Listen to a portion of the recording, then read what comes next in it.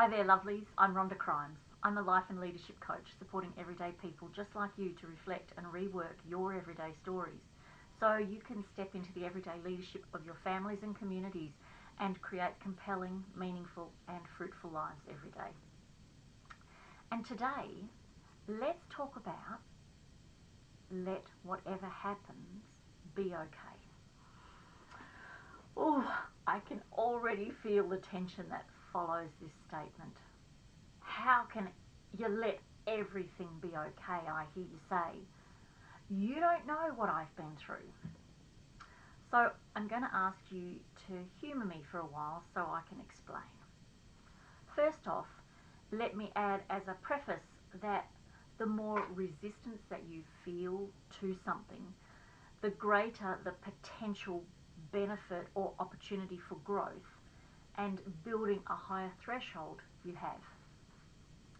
What I would love for you to keep being mindful as I go on is that the thing that makes it harder to contemplate, let alone take on board as a practice, is the fear that this will somehow make things worse for you. And that premise is based upon your map of reality, which was formed while we were growing up. And as I've said many times now, our brain's role is to keep us safe using tried and trusted methods. So changing that can be seen as unsafe to our unconscious mind. So if you're feeling deep resistance to this notion, and I confess I did at first, realize that resistance is a sign that this is a real issue for you to address. Also, cut yourself some slack. You didn't get where you are overnight. It's taken years of conditioning, and while it is possible to recondition yourself in an instant, it will generally take a little longer as the layers are uncovered across all the different aspects or life areas. So you may have heard me talk about the 4 stages of development of competence. So they are: 1, unconscious incompetence, where you don't know what you don't know. And then number 2 is conscious incompetence, where you do now know what you don't know, but you aren't following it. And then 3 is conscious competence, where you know what you didn't know, and you are paying attention and making yourself practice it. And then the 4th level is unconscious competence, where you know it and you follow through consistently without even thinking about it. And we go through these 4 stages for just about everything. Remember a baby learning to walk. If you learnt to ride a bike, learning to drive a car is a really good example. And the same logic applies to this new mental emotional practice. Okay, are you ready to jump in with me? The amount a person suffers in their life is directly related to how much they are resisting the fact that things are the way they are. If there is suffering or discomfort, there is resistance to the way things are. Make sense? In order to overcome this attachment or addiction to things being other than the way they are, we must upgrade them to be preferences. When something that is not what you want, rather than feeling attached to the forces outside of yourself and feeling discomfort or suffering, like getting angry, sad, fearful, anxious, and the like, you simply prefer things to be a certain way, but you're no longer attached to them being that way. So your inner peace and happiness is is no longer controlled by external forces outside your control.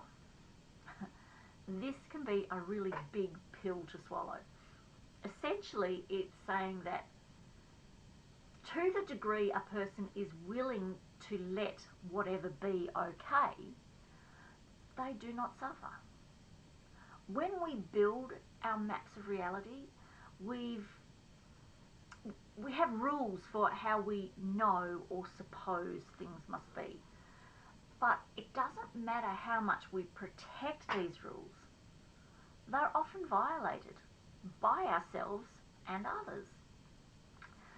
Remember, these maps of reality are started in childhood, and one family may focus on flow and creativity, while another may focus on rigid rules about everything. Sometimes the framework is flexible and growing with the individuals, while other times the rules are inflexible or constantly shifting. They may be illogical, unfair, critical, cruel, or just plainly impossible to follow, which creates fear and anxiety. But living to rules can hold some appeal, lessening the number of decisions or having to come up with more creative responses all the time. However, there aren't enough rules to cover every situation, so people are often not sure which recipe you're going to use. Your responses may become predictable or almost robotic and not always suited to the situation.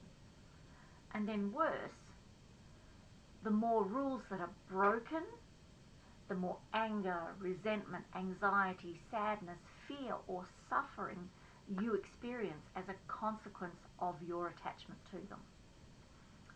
Now, this is not to say that you can't work towards a higher standard or toward making things better for yourself. Far from it. All I'm suggesting is that instead of being fully emotionally attached to the outcome, you have a preference for it. You will still work towards it, but with less suffering and more inner peace and equanimity. So this is also not apathy or disinterest. You can intensely prefer for things to be a certain way, but if for some reason they aren't, you don't get thrown off course. The key to handling challenging situations, thoughts or feelings, is not through resisting them, but in accepting them as possibilities. Accepting what you think and feel and what happens around you, though this may be uncomfortable or what is happening is not what you would have preferred. In thinking this way, it becomes clearer that although we may think our discomfort is created by the thing we don't like or that we're resisting, in actual fact, our discomfort is caused by our own resistance. So when we stop resisting, so stops the discomfort. And while it may seem that the other person or the event or thing is creating our discomfort, it's really our reaction to it, the meaning we make of it, and our unwillingness to accept it that is creating the discomfort. Let me share some everyday life experiences. Do you know of anybody who has been given a terminal diagnosis, or when a relationship is ending? Now, obviously, they would intensely prefer not to die or break up, but they are unable to prevent it, regardless of any rule or emotional objections they may have. Similarly, they may go through all sorts of suffering, but at some point, once of the situation is reached, the suffering falls away. Now, is it easy? No. But is it possible? Yes. Through acceptance, you empower yourself to heal, to release unresolved mental or emotional material, or transform.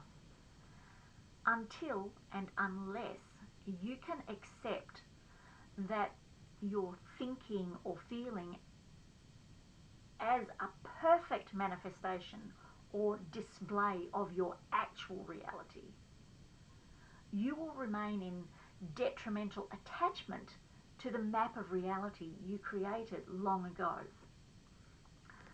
By being fully present to and accepting of your thoughts and feelings, you're opening the pathways to your unconscious to become chaotic and then reorganize itself into progressively higher levels of functioning.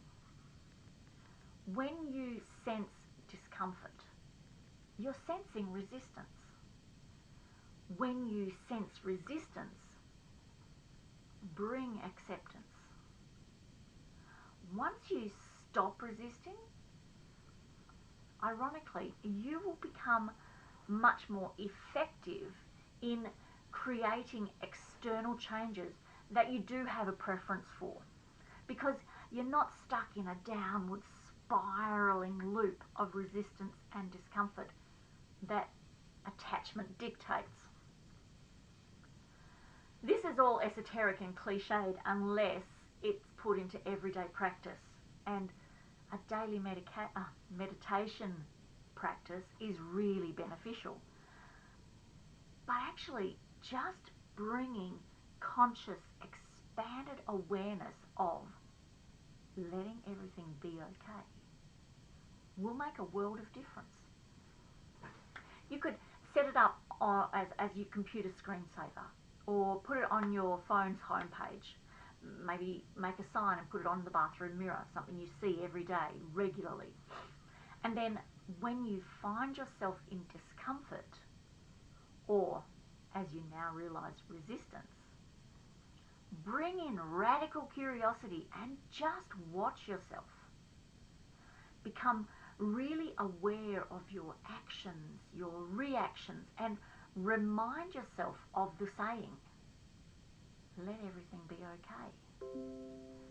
And as you begin to watch yourself, you'll notice, if you allow complete honesty and unbiased curiosity, that you do indeed create your own suffering. It actually doesn't come from the environment. When you bring this level of consciousness to this, it'll become more difficult for you to keep creating it. I'll talk more about this watching practice, or what's called witnessing, next week. So between now and then, give it a go. What have you got to lose? Except maybe pain and suffering. As always, I hope I've added some value now with this information, and please remember, if your now is not the picture you've painted for yourself, and you'd like any help on this discovery path, or maybe something completely different that you intuitively know or feel isn't letting your true colours shine through, then please do get in touch with me. You can do it really easily. Just, drop me a private message, leave a comment, drop me an email, or pop over to my Calendly online diary using the link I've provided, and we can set up an obligation-free curiosity call and see if we're a good fit for each other. Much love until next time.